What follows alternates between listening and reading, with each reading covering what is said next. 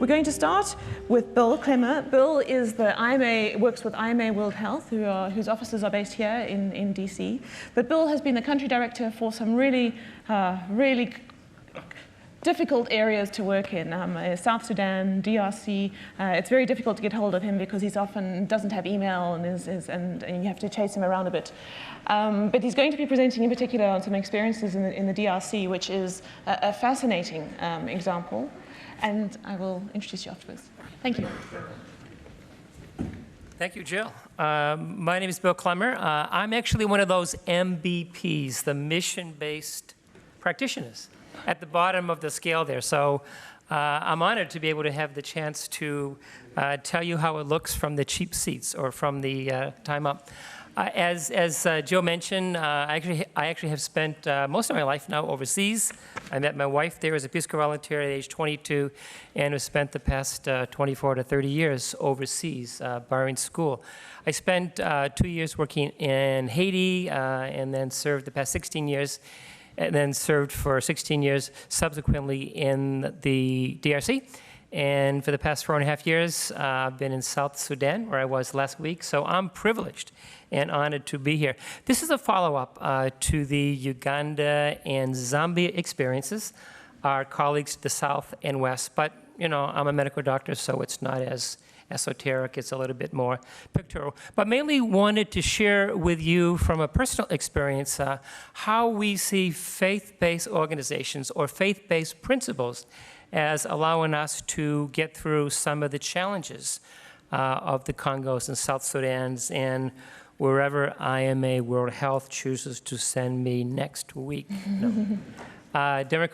The Democratic Republic of Congo. I was home for 16 years, raised our children there, and now my wife and I work in South Sudan.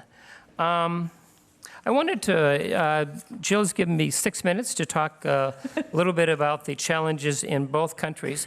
But in the DRC, I mainly wanted to underscore how the health systems, which were set up by the faith-based organizations, have become models of support, were adopted by the government during our time there, and frankly have helped us to sustain services or weather the storms of the turbulent 90s in the DRC. I want to focus your attention to the map on the left. As Jill mentioned, you know, the DRC case study of faith-based work is a study in and of itself. But I think it's very interesting to look at the DRC at this map here. You know, the Catholic and Protestant churches largely were responsible for the creation of healthcare systems way back at the turn of the century in the 1900s. And really, it was based upon the work that Catholics and Protestants did in mission hospitals, whereby this whole concept of health zones was created. And health zones is a key word for this case study because it was the health zones which then became models, which were adopted by the government and which helped us to get through. Catholic and Protestant mission hospitals went on to extend their services outside of the wall. A health zone would be an area of intervention where the hospital would then do vaccination, do wash activities, set up satellite clinics. And in the 1980s, there were roughly 50 to 60 health zones. These were areas set up by Protestant and Catholic churches in which they did health interventions, areas of 200 to 300 square miles. Well, that system was then adopted by the government after the government saw the utility of having decentralized and autonomous systems. We had areas where the hospital would do the vaccination and the outreach. And so into the 1990s, the government broke the country up into roughly 306 health zones. Now they're close to 400. In which the responsibility for healthcare within that zone rested at the central hospital. In this case, by the 1990s, just to underscore the impact of the Catholic and Protestant churches, nearly, actually 50% of the health zones in the entire country were co-managed by Catholic and Protestant churches. So this is not a case as in Zambia, where the church partnered with the government. This was a case where the government said, hey, we like what you're doing. It's commonsensical, it works, it's practical, and it was picked up. Well, this became even much more practical during a time of conflict in the DRC.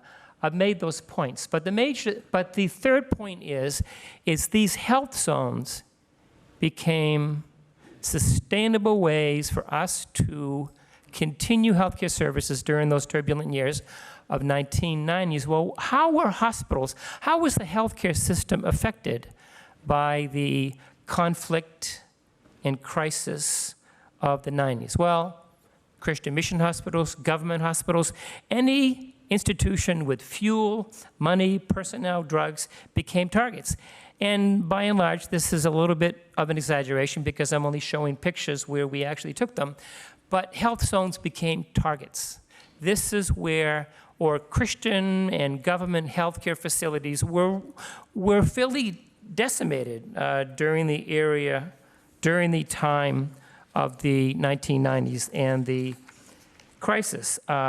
But because of the health zone system where each county or each zone could autonomously manage their own healthcare needs, we were able to carry on independently of, whatever was happening in the capital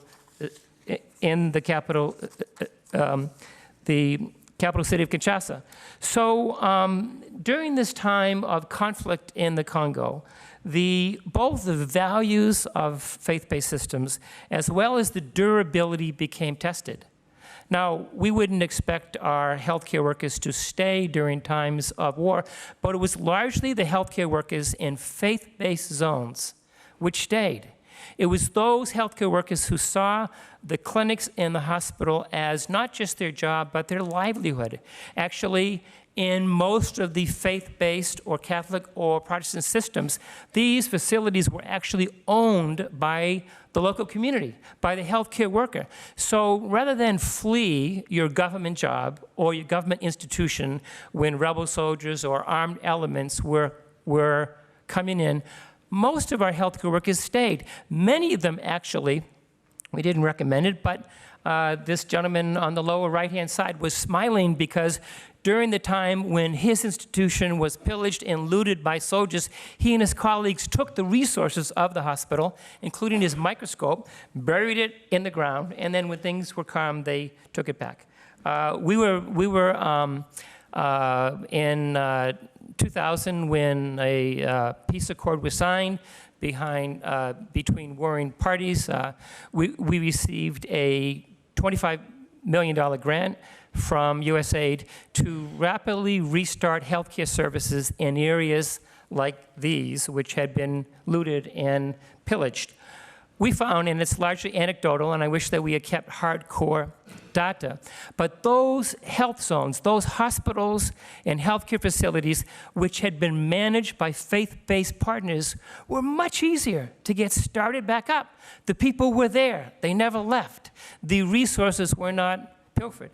And USAID was so impressed by the program, I think that by the end we received an additional $60 million to pilot the program in other areas. South Sudan, and I'll close here, this is a little bit briefer, follows the thoughts of Dr. Kim this morning, where faith-based entities do well by investing in people. And I think that the case study in South Sudan, and we could talk for hours and days about South Sudan, we won't, Jill, but we will talk about the value of investing in people. The points that I want to make are largely here. South Sudan, prior to the independence, healthcare was largely rendered by NGOs. For the most part, good-meaning NGOs, delivered 95% of the healthcare services within South Sudan. Well, I should say that NGOs, we know that they're nonprofit. That doesn't necessarily mean they're inexpensive. They're quite expensive. And it was our experience going into South Sudan in 2006 and 2008 that the healthcare system in South Sudan, coming from the Congo, was probably one of the most expensive in one of the most fragmented healthcare systems I had ever seen in my time in Mali, Cameroon, Haiti, and DRC.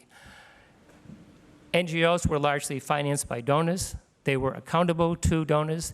They worked in counties and areas, oftentimes side by side. They picked and chose their own healthcare facilities, and it was a very fragmented and very expensive healthcare system.